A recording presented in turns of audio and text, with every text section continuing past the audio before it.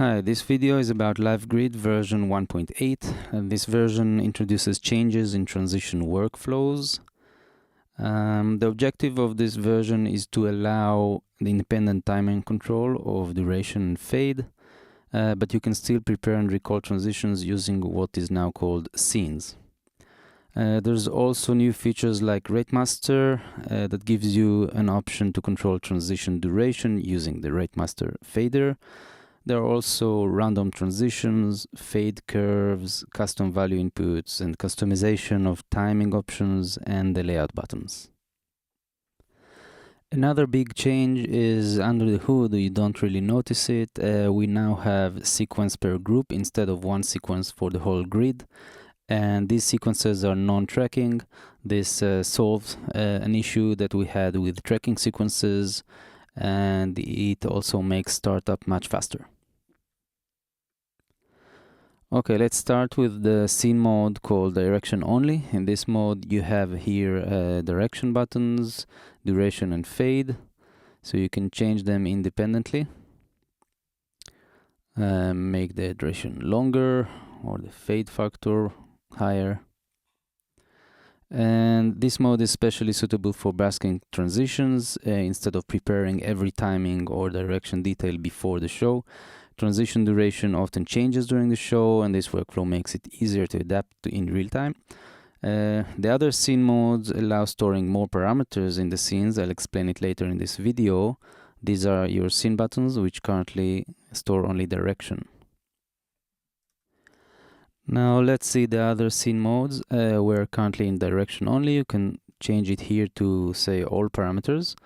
And in this mode, the scene buttons here store all the parameters, duration, fade, shuffle values. So you can, when you click recall them, it recalls everything. And we have here the other mode, which is no duration, which doesn't store the duration. So if we change the duration to 2, these recall only direction and fade and all the rest of the parameters, but don't touch the duration. This mode is useful when you want a consistent transition behavior, but still want to adjust timing freely during the show. Together, these modes lets you choose between fully prepared transitions and live performance-driven control, depending on how you like to work. Okay, we're back at scenes mode, all parameters. Before I show you how to edit scenes, I just want to mention that you can tweak any of the parameters like duration, fade here from the layout, but also other parameters which are not appearing here in the layout from this dialog, like the direction, and then you're actually affecting the current transition. You're not changing any of the scenes. You can also change maybe the fade curve, which we will show later, or if you're are tweaking shuffle, then the shuffle values here, you can use the shuffle button to randomize these numbers, and you get a shuffle transition. Okay, so all the parameters are available at all times, either through the layout or through the dialog, and your scenes can recall the transitions you prepared before the show. Now, let's show you how to edit scenes. So you go here and you have the edit button, which toggles this dialog into edit mode. And then scene 1 is selected. Any change you make here, like the direction, is already updated in the scene. You can also see the thumbnail of the scene button updated. So you can set duration or fade factor, choose another scene, and dial it in. And these are stored, and you can then disable the edit mode and go out of the dialog. You have your new transitions and you can start the show. Okay, let's show the random scenes feature. You can enable it here, and then whenever you make a selection change in the grid, then you will get a different scene, a different transition. You can see them selected here. Now I configured here in this dialog that only the 4 first scenes will be included in this random feature. This helps make the show more varied without having to repeat yourself over and over again, and you don't even have to think about it.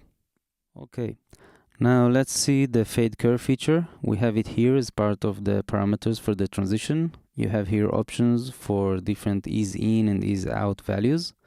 Let's demonstrate it with the position grid. It's more noticeable with positions. So this would be a regular linear transition without any swipe. So let's add a direction and make it longer and with a higher fade factor. The fade curve affects only the fade. It doesn't affect the delay, which is part of the duration. So let's make it with the S curve, which I think looks really nice. You can see here that the transition is more organic and less mechanical. Now the fade curve property controls the transition Q property. I just thought that fade curve is more easy to understand. You can see here, if you go to the sequence and look at the Q that was created, you can see the value that you set for the fade curve. Okay, now let's show the rate master. Rate master, you can assign it here. It allows you to control the transition duration using the fader. Instead of setting fixed duration, the transition time follows the rate master value. This makes it easy to speed up, slow down transitions during the show. All transitions stay consistent even if the rate changes. You can assign and remove at any time. So let's assign one now to Speedmaster 1. And you see here that the transition is 1 second, and you can make it faster or slower using the rate master. Okay, you can see here this RM shows that the rate master is enabled for this instance. You can also see that the duration is updated when you change the rate master. You won't see it changing immediately, but if you make some interaction with the plugin, then you would see the updated. In this case, it was the 1 second button. If it's some other value, then you'd see it here. Now, when you work with the rate master, you can either use the rate master or the timing buttons in the layout, and they will simply affect the value of the Speedmaster. So you can work with both of them. Now this might be a good time to mention that these properties here, like the rate master and random scenes, are not part of a transition, and they are not stored in the transition scenes. They are part of the instance if we are using instance transitions, or part of the global transitions. These global transitions are shared between all instances.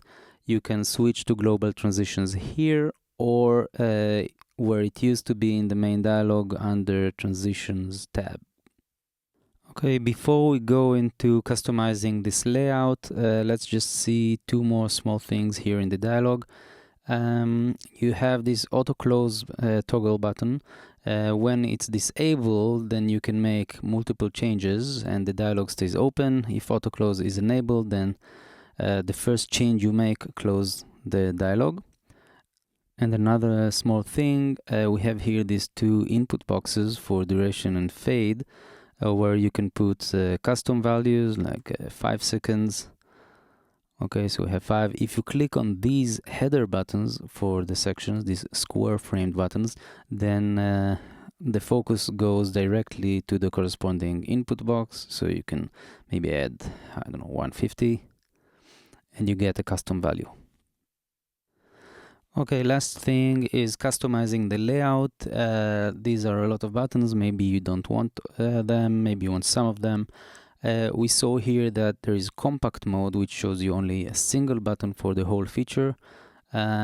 So you can access these from several places, either from the transition dialog. You have here layout config button. You can use it. You can also toggle to the config layout of the grid, and then you have this button, which is also the grid layout config dialog. And we have here the transitions tab. Let's try it out. You can simply toggle each button if you want to see it or not. So let's say we don't want all this fade column. You just toggle them out, even the header. You can also choose not to see the duration buttons, and maybe you're working with a rate master and you don't need them. And you can also choose the text size, or even put all these buttons at the top or bottom, or back to the default place before the scenes section. You have here the compact mode if you want to work with a single button.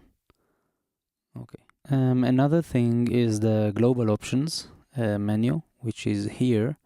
In the main dialog you have here, global options, which gives you an option to change the timing mode. The default is duration, but you can change to the native fade and delay. Just click here. You can see that all the buttons change. The fade factor from percentages goes to seconds, and this is the native way that you can use delay and fade like they are in the MA3 or in cues. Maybe it's a good moment to explain that duration is the sum of delay and fade, and the fade factor in percentages is the ratio between the fade and the delay. You can also customize here the options, timing options for seconds, and the timing options for fade factor in percentages. Okay, to summarize this, version 1.8 introduces a more flexible way to work with transitions. You can prepare transitions in advance using scenes and still adjust them live during the show. And all these features, independent controls, scene modes, random scenes, fade curves, rate master, all of them work together as a basking-oriented system with easy configuration. So thanks for watching and enjoy LiveGrid version 1.8.